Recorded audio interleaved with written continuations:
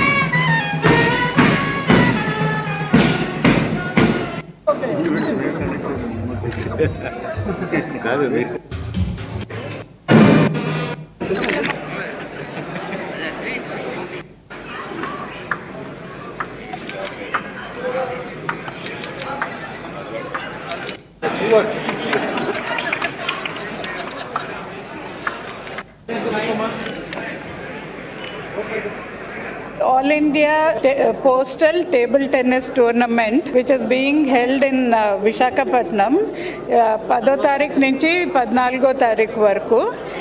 ఇక్కడ చాలా మంది ప్లేయర్స్ వచ్చారు. ఇండియా నుంచి మన పోస్టల్ వర్కర్స్ ఎవరున్నారో వాళ్ళ టీమ్స్ ఇవి.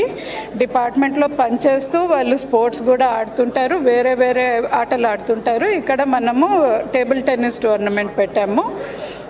14 టీమ్స్ వచ్చారు. ఇది 14 టీంలు ఫ్రమ్ ఇండియా మొత్తం నుంచి 129 ప్లేయర్స్ పార్టిసిపేట్ చేస్తున్నారు. దీనికి బాగా మంచి స్టాండర్డ్స్ ఉంటాయి.